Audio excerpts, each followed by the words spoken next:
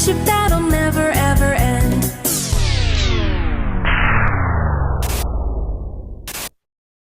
Run!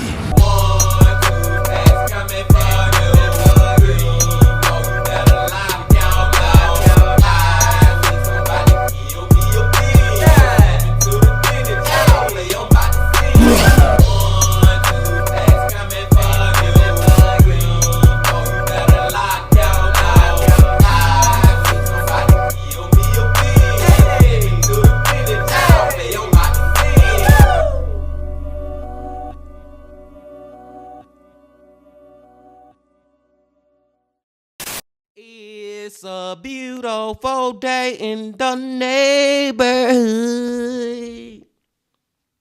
Reaction Beanie Yo 761. Tighten that neighborhood, my brothers and sisters. Unfortunately, yesterday I was not able to put out a Reaction Beanie Yo. But I'm back today, and today is a special day because it is another Reaction Suggestion Friday. And on this Good Friday, we're about to go back to Chilling Scares. Back to Chilling Scares, Bean Team. And the reason we gonna check this video out is because of my sister from another mother, my homegirl, Kylie Nelson, 1993. Now, Kylie is the only one that's a member of the Bean Team All-Stars to actually leave a comment on last Friday's video suggesting for me to watch a video. So automatically, Kylie, you freaking win. You freaking win. And appreciate you for all the support as always. You know, Kylie, y'all, she not only is a member of the channel, a member of the Bean Team All-Stars, but she always hitting that like button, leaving comments, and she be up in the live streams. Every time I live stream on a Saturday, y'all, 9 times out of 10, my friends, Kylie gonna be there. So shout out to you. And I digress. The title of the video is The FBI's 10 Most Wanted Explained. Now, I'm gonna keep it real with y'all, Bean Team. I cannot name one person on just one of them on the FBI's most wanted list. Like, not even just talking about the top 10. I don't know if they have a top 25, a top 50, a top 100, whatever they got. I cannot name one of them, y'all. But I will say this too. This title right here, just reading this title just give me flashbacks to when I was a little kid watching America's Most Wanted. Like, that used to be one of my favorite shows, y'all, as far as like adult shows or whatever, you know, not Cartoon Network, not Nickelodeon, but stuff that little kids more than likely you wouldn't think they would be watching. But I was watching it, Bean Team, and I was sitting right here thinking about that show in a way. America's Most Wanted, in a way, it used to kind of scare me, y'all. It used to freaking scare me because I used to be thinking like, man, these people are most wanted people, and you know they done did these crimes and they did all this and all that, and they still ain't been caught. And I used to be thinking like, man, what if they in my neighborhood right now? What if they gonna break into our home tonight? You know what I'm saying? Just having crazy thoughts as a child, Bean Team. Crazy thoughts as a child.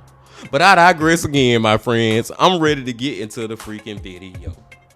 But before we get into it, y'all know what y'all got to do. Get whatever you may need to get what you need, please. We are back to Chilling Scares on a Reaction Suggestion Friday. Y'all got what y'all need. Y'all ready to go? Then let's go.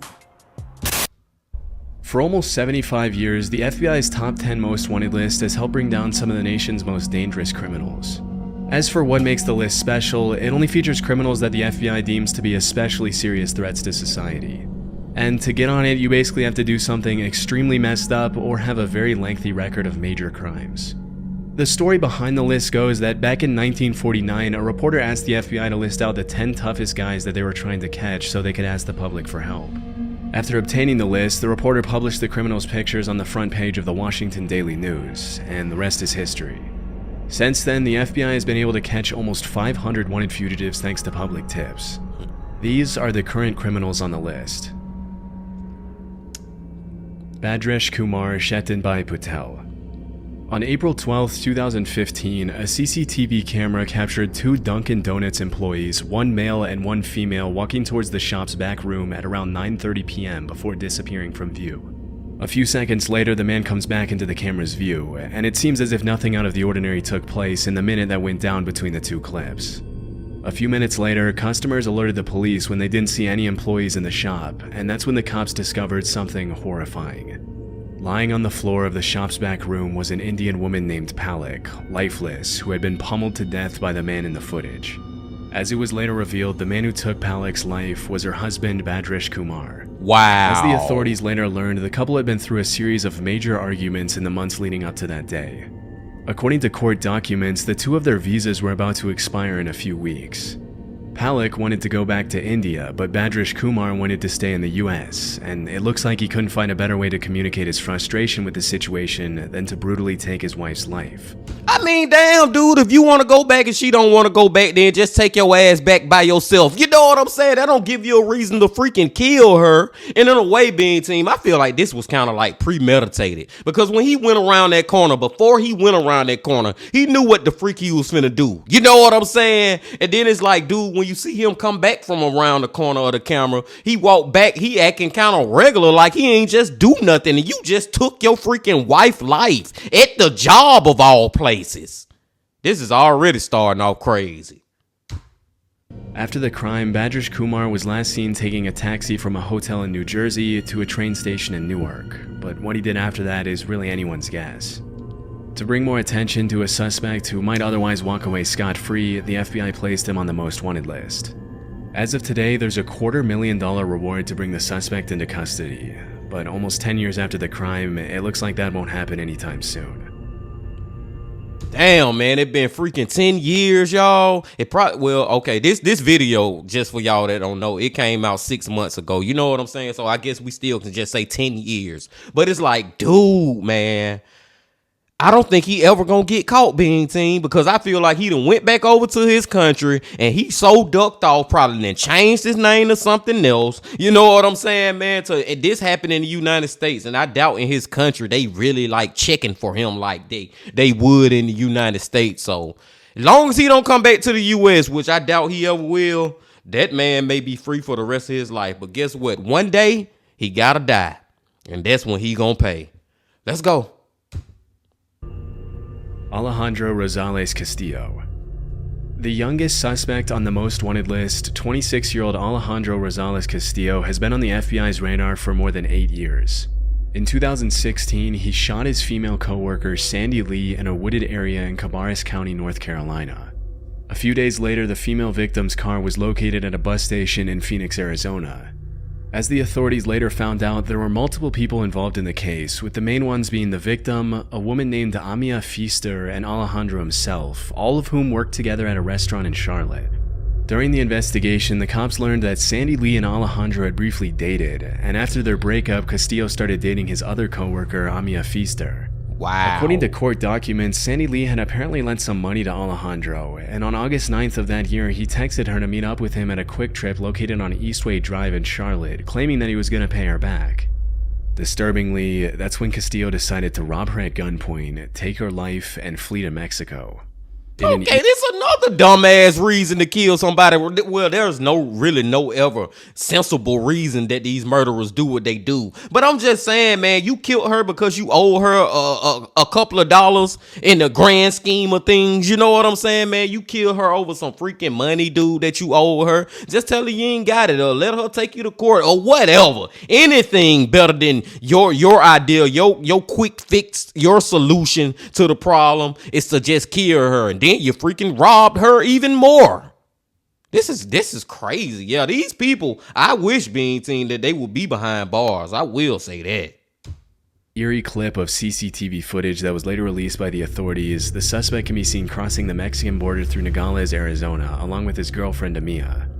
A couple of months later that same year, Amia turned herself into the authorities in Mexico and was charged with accessory after the fact of felony murder and larceny of a motor vehicle. Based on her testimony, she and Alejandro had been staying with the killer's cousin. At some point, Castillo had once again disappeared with no explanation, and that's when she decided to turn herself in. As of 2024, the FBI has no further clues that could lead to Castillo's arrest. Right now, all they know is that he's probably still living in Mexico. The last time he was seen, he wore his hair short and shaved on the sides, but that's pretty much all they have to go on. As of today, there's still a $250,000 reward out for his arrest, but there have been no further updates on his case. I don't know, Bean Team. That's another one that I feel like he may not ever get caught. Especially because that's one thing that a lot of people try to do. Once, as far as people who be in the United States, when they kill somebody and they trying to get away with it, they try to cross over to a border, whether it be Canada or Mexico, or even catch a flight and just go all the way overseas somewhere. You know what I'm saying? And as long as he stay low key in Mexico, he may never get caught either. I hope he does, but I'm thinking it may not happen. Let's go. Before we move on, I wanted to take some time to talk. Chilling Scales with his commercial, y'all.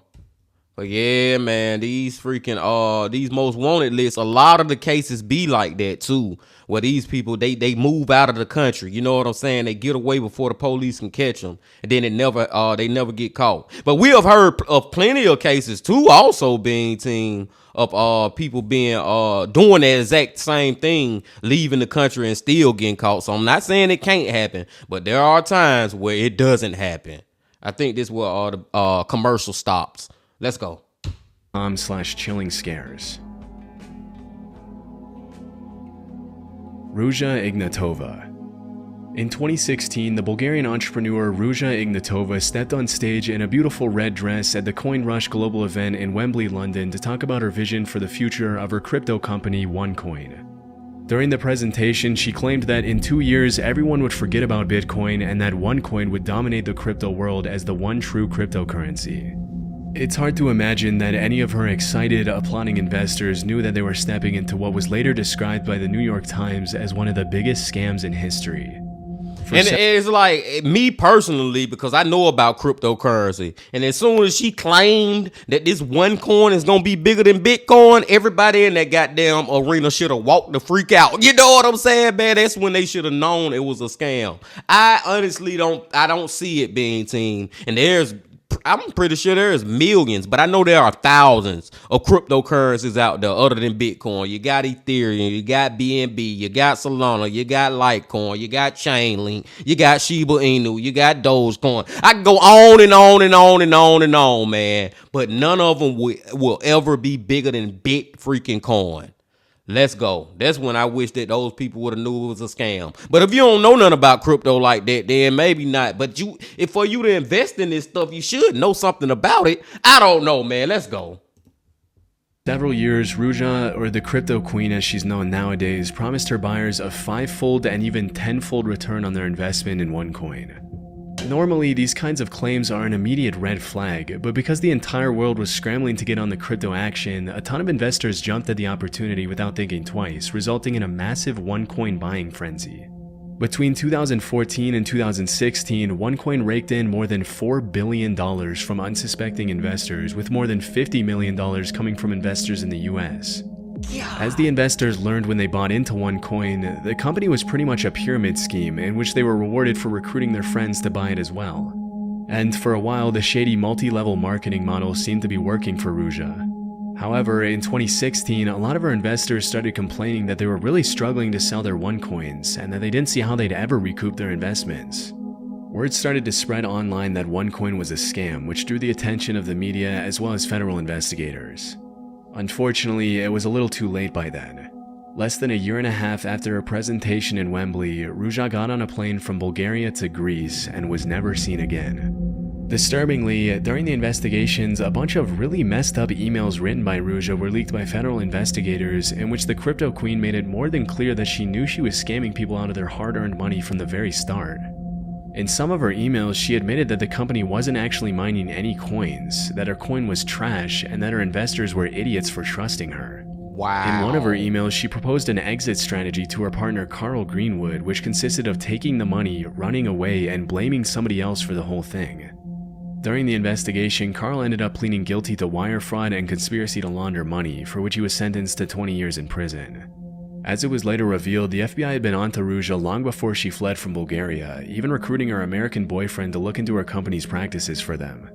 After learning about her extremely sketchy business practices and her grand scheme to steal billions of dollars from investors all around the world, she was charged with wire fraud, money laundering, and securities fraud. This promptly landed her a spot on the FBI's most wanted list, becoming only the 11th woman to earn that distinction. Looking into her past to find clues as to what could have influenced Ruja to do something so nefarious, federal investigators found some pretty interesting stuff.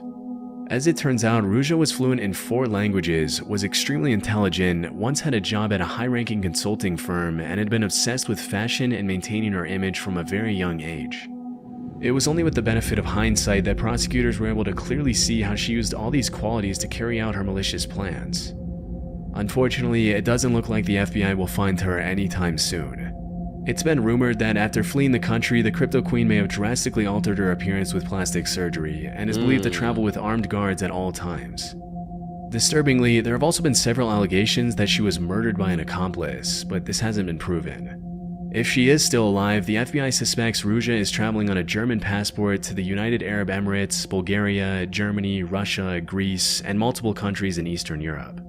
Considering how elusive she's been since her disappearance almost 8 years ago, it's unlikely the FBI will ever find out what became of Ruja Ignatova after pulling off one of the largest financial scams in history. Now, this one I'm a little bit more shaky on as far as do I think she will ever be caught, being team. Because I think a good theory, and I'm not saying I believe it, but I think a good theory would be that maybe she did get killed or died or something and we just don't know about it. Because first of all, the biggest highlight about this thing, the biggest thing being team, this lady did scam people out of $4 billion with a B, not a M, a B, $billion. So she got all the freaking money in the freaking world, man. So I'm just saying all that to say that I think she's so powerful, you know what I'm saying, got so much money to it's easy for her to have people who hate her too, right? And I feel like one of those people, even in her closest of circle, could rat her out at any time, unless she literally is just by her freaking self traveling around. Another theory that I like also, if she's still alive, maybe she got plastic surgery. She got all the freaking money to do it. She can make herself look like a completely different person with four fucking $billion being team. Like, seriously, man. So maybe there's something too. One more last thing, man. I'm glad that Chillin' Scares kind of clarified when he started talking about the years that this took place in 2015. You know what I'm saying? Those were like the early years of cryptocurrency. So maybe people were more too inclined to believe that this one coin could overthrow Bitcoin. But at the same time, man, it's like, dude, think about the amount of people she had to trick to scam $4 billion. That is insane in the brain. Let's go. Arnaldo Jimenez. On May 12, 2012, Arnaldo Jimenez and his wife Estrella went out to celebrate their wedding in a black 2006 four-door Maserati. Less than 24 hours after the couple had said their vows, Arnaldo knifed his wife to death in the car, dragged her into the bathroom tub of her apartment in Burbank, Illinois, and disappeared without a trace.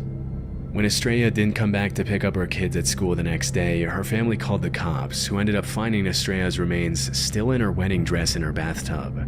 Immediately, a nationwide search for Arnaldo was launched, but by that time the suspect was long gone. During the investigation, it was revealed that Jimenez had reached out to a friend before fleeing and told him, "If anyone asks where I am, tell them I went to Mexico."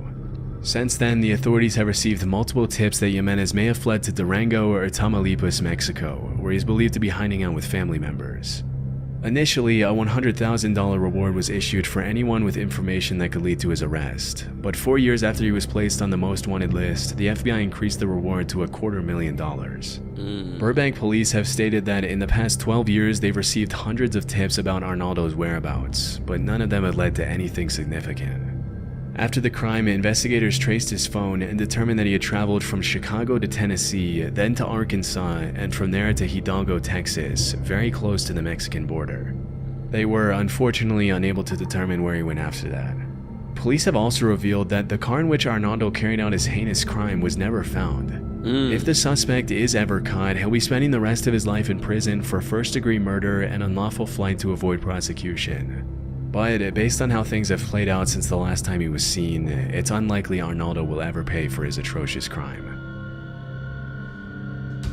Well, Bean Team, what I was saying at the beginning, I maybe was wrong when I was like, I can't name like one person on the FBI's most wanted list. Well, I can at least say that I think I remember this story about Arnaldo and the wife, the newlywed wife, who he just decided to kill. You know what I'm saying, man? Like, I feel like I've heard this story before, and I just wish we can catch him, not only to put him in prison, that's first and foremost, but I just want to ask him, why would you do that, bro? You literally just married her. You married her to kill her. Like, you gotta explain, why did you do this, man? Just give me some clarification or something. It's not gonna justify it at all, but I'm just saying it's just so weird, the timing of when he committed this murder, I shall say. I don't know, Big Team. I don't think he gonna get caught either. Long story short, short story long. He got a nice chance, though. He got a better chance than some of these people, but I don't know. It's just something telling me, man, that dude may never get caught either. Vatel Oum-Innocent. As the leader of one of Haiti's largest and most violent criminal gangs, Crez Barry, Vatel Oum-Innocent, which do not let his name fool you, he is indeed not innocent, has terrorized the region for years, earning a spot on the FBI's most wanted list for his role in a string of brutal kidnappings and murders. In October 2021, he collaborated with the notorious 400 Mawozo gang to carry out the high-profile kidnapping of 17 Christian missionaries in Haiti. Disturbingly, 5 of the kidnapping victims were children, one as young as 8 months old. Held at gunpoint, the hostages were reportedly kept captive for 2 months while the gangs demanded a ransom of $1 million per hostage. It was only after an anonymous donor paid an undisclosed sum to Crez Barry and 400 Mawozo that the missionaries were finally released. Well, thank God they got freaking released, man. That is crazy to freaking kidnap a group of people like that and then hold them for freaking months. Like, oh my God, 8-month-old babies? On court documents, Innocent and his crew ended up spending the ransom money on weapons. That same year, the Haitian president was assassinated, which caused Innocent's influence to grow exponentially in the chaos that engulfed the country. In the aftermath of the assassination, Crez Barry claimed new territories and expanded their ranks quicker than the cops could even keep track of. In 2023, Crez Barry boasted an estimated 600 members, many of whom were young children who were involuntarily recruited to serve Innocent's criminal organization. Almost exactly 1 year after the kidnapping of the Christian missionaries, Crez Barry kidnapped 2 U.S. citizens under Innocent's orders, Marie Odette Franklin and Jean Franklin. Unfortunately, one of the victims did not survive, while the other was held for a $300,000 ransom. Somehow, Innocent still managed to walk away scot-free. In April 2024, CNN released an interview where Innocent brazenly showed off his luxury home, which sticks out like a sore thumb in the extreme poverty surrounding him. Surrounded by gold-rimmed couches and chairs, Innocent explained to the reporter how he came to power. In the interview, he shamelessly blamed Haiti's corruption on the country's politicians, refusing to take any responsibility for his own actions. Interestingly, he also alleged that before becoming the leader of Crez Barry, he had once owned multiple legitimate businesses, including a hotel and a rental car company, but said his companies were destroyed by the government. And you know what's so crazy right now, Bean Team? This man is literally on CNN having an interview, and we all know that this man has killed people before. This freaking interview, you know what I'm saying? At this point, he is already a murderer, probably a goddamn serial killer. You know what I'm saying? Killed multiple people by this point. And he freely just inviting CNN into his home. Ain't no, let's go. Y'all know what I'm saying. Let's go. According to multiple crime analysts, Innocent was once a political activist before he turned to violent crime to maximize his influence. Back in the US, Innocent is wanted by the FBI for an insanely long list of crimes, including kidnapping for ransom, theft, murder, assault, vehicle theft, and destruction of property. There's a $2 million reward for information leading to his arrest, but with powerful connections and an armed gang, it'll be pretty tough to ever bring him to justice. Omar. Yeah, I'm not sure he gonna get caught either. I guess that's just a running theme on this video, Big Team. A lot of these people just not gonna get caught, like, ever. Alexander Cardenas. In 2022, the FBI released 2 eerie before and after clips of a man walking into and then running away from a shopping mall area on August 15, 2019. The man seen in the video is 29-year-old Omar Alexander Cardenas, and let's just say that he didn't exactly go shopping in the time that elapsed between those two clips. After disappearing from the camera's view, Omar walked up to a man standing outside the Hair Icon barber shop at an outdoor shopping center and fired several rounds from his semi-automatic handgun at his head, killing him instantly. Immediately after committing the crime, Omar fled the scene a little after 4 p.m. as he can be seen in the eerie FBI footage. A suspected member of the Pierce Street Gang in Los Angeles, and often going by the nickname Dollar, Omar is suspected to have fled to Mexico to seek refuge among his relatives. In September 2021, a federal arrest warrant was issued for the suspect after he was charged with murder and unlawful flight to avoid prosecution, thanks to which he was pinned on the most wanted billboard. Even though he committed a brutal crime pretty much in broad daylight and didn't exactly shy away from the cameras after doing it, the cops seem to know surprisingly little about Omar. The only things they really know about him are that he's around 300 pounds, wears thick prescription glasses, has at least one tattoo, and is considered armed and dangerous. Which alone is hardly enough to track down a criminal who's crossed international borders to flee prosecution. With time, hopefully more information will surface leading to his potential extradition and arrest, but for now, it looks like Omar will remain a most wanted criminal. And that one just so premeditated, and he just didn't give a F about it at all. So he went in broad daylight and just shot this man. I think Chilling Scares and said in front of a barbershop. Like, I'm pretty sure there was multiple people around, witnesses around. And he still did that ish and got away with it, Bean Team. I don't know, man. It's something about some of these freaking killers, y'all, that it's like it's like they almost know that they have it in their mind before they even commit the crime that, okay, after I do this, I'm going to flee here. I'm going here and I'm just going to be ducked off and I'm going to live the rest of my life here and the police will never freaking know about it. And for some of them, it seems like it's freaking working too. I don't know. Let's go. Yulan Adonai Archaga Carayas. Back in the 80s, a gang known as the Mara Salvatrucha was set up to protect Salvadorian immigrants from other gangs in the Los Angeles area. Fast forward a couple of decades, and the Mara, or the MS-13 for short, had become one of the most brutal and violent criminal organizations in the world. Nowadays, MS-13 has a strong presence in El Salvador, Guatemala, Honduras, Mexico, the US, Canada, and even Spain. They engage in all kinds of criminal activity, from drug trafficking, human trafficking, extortion, murder, and racketeering, often using extreme violence to maintain their influence and control. For many years, a man named Yulan Adonai Archaga Carayas operated as the head of MS-13's criminal activities in Honduras, providing support and resources to the gang in Central America and the US with firearms, narcotics, and loads of cash. Often operating under his alias Porky, Yulan is wanted by the FBI for trafficking multi-ton loads of drugs through Honduras to the US and for the killing of several rival gang members. Among Porky's colorful criminal charges, you'll find everything from murder to racketeering conspiracy to drug importation to possession of machine guns. Even though he's only around 160 pounds, Yulan is considered one of the most powerful men in Honduras, as the MS-13 gang has had the country in a chokehold for years.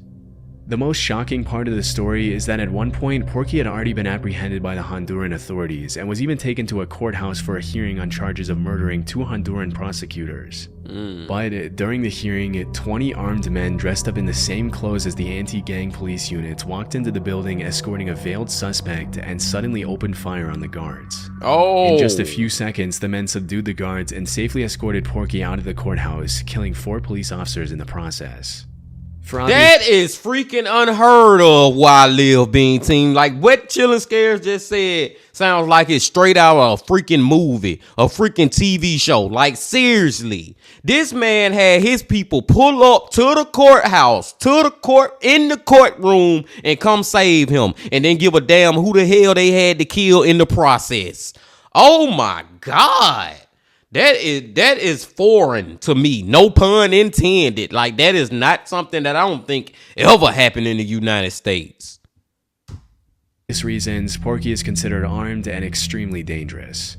Due to the sheer nature of his crimes, the FBI is offering $5 million to anyone who can provide information leading to his arrest. One of the things that makes it extremely difficult to track a suspect like Porky down is that he's taken every possible measure to fly under the radar. Although he's believed to still be in Honduras, he and his security team use untraceable numbers from Israel and Poland, and he goes to extreme lengths to keep his whereabouts a secret when he contacts his family. Although the hunt for Porky is far from over, he's likely to remain one of the most elusive and dangerous fugitives on the FBI's most wanted list for years to come. Yeah. Now, he one of those ones where I really feel like he not gonna get caught. Like, it's not even a maybe he will, maybe he won't. Nah, I don't think he ever will, Bean Team. He too powerful. That man is too freaking powerful, y'all. Like, seriously. And I think that was the highest reward on the most wanted list we have heard so far. Some of them was like, what, 100,000, 250,000. They are going to reward you $5 million if you can point them to where the freak Porky is. You know what I'm saying? That just lets you know how powerful and dangerous this man is. Let's go. Alexis Flores. One seemingly peaceful afternoon in July 2000, 5-year-old Ariana De Jesus was playing on the street in Philadelphia with her sister and friends when her mom went out for a quick trip to the store. When her mom came back, she started living every parent's worst nightmare. Ariana had been taken by a suspicious man. Immediately, her mother reported her missing, triggering a citywide search for the 5-year-old girl. In a desperate effort to bring more attention to the disappearance, Ariana's family and friends covered every neighborhood wall, light post, and stop sign with flyers and missing posters, but nobody had any clue what had happened to the little girl. Unfortunately, after a few weeks of searching, the cops found her unresponsive in the basement of an abandoned apartment building just a few blocks away from where she had been taken. Damn. Disturbingly, the authorities also found a t-shirt featuring a bold political logo at the crime scene, which they deduced belonged to the suspect. During the investigation, a man came forward stating that he was pretty certain the t-shirt had belonged to a guy he only knew as Carlos, a drifter he had once employed as a handyman. Unfortunately, despite the promising lead, the case went cold for several years, leaving Ariana's family devastated and confused. It wasn't until 2007 that the authorities were able to analyze the shirt again thanks to recent advances in DNA technology, and what they found changed the course of the investigation forever. The DNA in the shirt was a perfect match with that of a man named Alexis Flores, who had been arrested in Arizona in 2002 for shoplifting and in 2004 for forgery. Unfortunately, by the time his DNA was linked to the crime, he had already been deported to Honduras years earlier for other, less serious crimes. As the police would later find, finding Alexis Flores was going to be a lot more difficult than they initially thought. Throughout his colorful criminal career, Alexis had provided multiple fraudulent dates of birth and names. Wow. Despite his inclusion in the most wanted list, the only things the FBI really knows about him are that Alexis is around 5'4", 130 pounds, and has visible scars on his forehead and right cheek. Due to his crimes, he's obviously also considered armed and extremely dangerous. With a $250,000 reward on his head for the crimes of kidnapping and murder, you would think that someone would have come forward with information on this guy, but 24 years after the crime, Alexis has remained unfound. 24 years after the freaking crime, Bean Team, and he ain't been found yet, man. See what I'm saying? It's like, dude, at this point, we probably just gotta just accept the fact that he would never be found. Rest in peace to a little 5-year-old Ariana, but it's like, dude, I wish and hope that some of these people will be found, though, because of the craziness of these crimes. Like, she was 5, bro. If it was me, man, I'll turn myself in. You know what I'm saying? I couldn't live with myself for 24 years knowing I done did some ish like that. But apparently he can. And apparently he will continue to. Let's go, y'all. We almost done. Wilver Villegas Palomino. The National Liberation Army, or ELN, is a Marxist-Leninist guerrilla insurgency group in Colombia, often referred to as Colombia's last true insurgency and one of Latin America's most powerful criminal organizations. In the past few years, the ELN has expanded aggressively into Venezuela, thanks to which the National Liberation Army now has over 6,000 active members. Interestingly, for the first few decades after its foundation, the group mostly focused their efforts on kidnapping, extortion, and attacking oil infrastructure. But over time, the ELN stopped shying away from drug trafficking and became deeply involved in the international drug trade, earning them the attention of the FBI. In 2023, Wilver Villegas Palomino became the 530th addition to the FBI's most wanted list on multiple serious charges ranging from narco-terrorism to murder to drug trafficking. Often running under the alias The Hog, Palomino is a high-ranking member of the National Liberation Army who's been involved in a 20-year conspiracy to distribute drugs from Colombia to the US, thanks to which a warrant for his arrest was issued back in 2020. Wilver has also been accused of murdering multiple human rights advocates in Venezuela and the Catatumbo region in Colombia between 2017 and 2019. Due to his high rank and his responsibility in flooding the streets of Houston and other major US cities with drugs, the United States Department of State's Narcotics Rewards Program is offering a reward of up to $5 million for information leading to Palomino's arrest. Damn, that's the second $5 million reward. So this dude here, yeah, he very powerful too, being team. But it's almost like the more powerful they are, the less chance they are to get caught, to me. You know what I'm saying, man? Because they got even more resources to be able to hide. Let's go. Today, it's a complete mystery where this guy is, but considering the ELN oversees the production of over 200 tons of drugs, which are later distributed worldwide, obviously including the US, it makes sense why he was put on the list. Yeah. Donald Eugene Fields II. Since 2022, Donald Eugene Fields has been wanted by the FBI for the alleged trafficking of at least one child in Missouri between 2013 and 2017.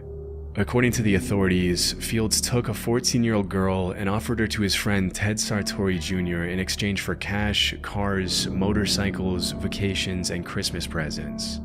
Last known to live in Franklin County, Missouri, Fields has apparently been moving around the country since 2022, working sporadic jobs as a tree trimmer and independently selling used cars in an effort to fly under the radar.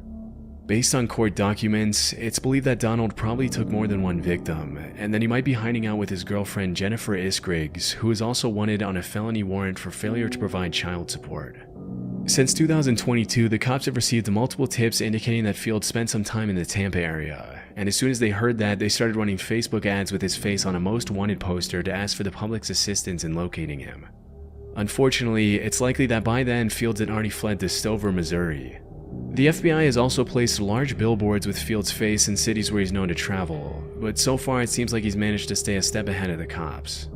Earlier in 2024, Sartori, Fields' partner in crime, pleaded guilty to his charges and will face up to 30 years in prison. He'll also likely have to pay $25,000 in restitution to his victim. Based on court documents, he'll be officially sentenced in early November 2024. As per the FBI's description of the suspect, Fields has multiple scars on his body as well as a tribal print tattoo on his right shoulder. With such a big effort being made by the FBI to make this guy's face known, hopefully someday he'll be recognized by someone and promptly turned into the authorities. But for now, the cops have urged the public to consider him armed and dangerous. Yeah, big team, that one right there with Fields, I will say this. He is the only one where I honestly feel like it's a strong possibility that he's still living in the United States. You know what I'm saying, man? Like, I don't even think like he went to another country or anything. I feel like he just hiding out, living the rest of his days out. And it just pissed me off to see those pictures because you can just see how much older he done got and all these years done passed by. He done turned old and gray. You know what I'm saying, man? And he more than likely he gonna die a free man. But like I said, being team, this goes for all these people in this video. One day you do have to die. All us do, being team, whether we want to or not. And when we do, you gonna meet your freaking maker, and they gonna wish they never did. You know what I'm saying? They better have fun while they still alive. That's all I leave it at, y'all. As far as my beliefs, man, I feel like God gonna get these people, even though they feeling like they got away with it right here on planet Earth, in life, as we like to call it. But also, y'all, it was some running things with this one as far as like a lot of these freaking murderers, for the most part, other than Fields, they was, after they do some crazy ish, they go to other countries and stuff and hide out and stuff. You know what I'm saying? They get away from the freaking United States or the country that they was in while they was committing those sins. You know what I'm saying? They move around and stuff. The next thing is the fact that a lot of these people, I don't know if they freaking, I feel like it was a couple where I honestly feel like, dude, they never getting caught. Like, they are never getting caught. But there was some where I was like, maybe they will, maybe they won't, maybe they will, maybe they won't. But overall, for the most part, I honestly, like, there is no, in all these 10 people, there is no one where I'm like, one day that mother gonna get caught. You know what I'm saying? One day the FBI is actually gonna catch him. I don't, or her, because we had a female in there too, who stole 4 million, well not stole, but stole, tomato, call it whatever you want, $4 billion out of her freaking investors. That was crazy too. And she one of them ones that I highly doubt will ever get caught being team. But I ain't gonna run through the whole list of all these people, but it was freaking crazy. It was also crazy of that one dude. See, now I'm going down a rabbit hole of still talking about the issue. I'm gonna talk about this and then I'm done. It was also crazy that that one dude who killed his wife on the wedding day. Like, I was like, damn, I actually remember that story. Me and the Bean team have reacted to that story. May have been a couple of years ago or whatever, but we have reacted to it. And it was like, damn, man, I cannot believe that, because I don't remember the part about him being on the most wanted list, but it makes sense for him to be on it, no doubt about it. But it's also like, I also can't believe that, dude, why would you freaking murder? And that's why I need him to answer the question. Just like, why would you murder your newlywed wife? Like, literally, she still got the wedding dress on. And I digress, B team. I'm not gonna run my mouth no more, man. I appreciate y'all being here as always. And before you leave, just please hit that like button, comment, subscribe, and do all that if you ain't did that yet. And remember this: love, peace, and happiness. Stay safe. Don't stop. Keep going. Yeah. If you're feeling lonely today, come along and throw your cares away. We're really glad that you're our friend, and this is a friendship that'll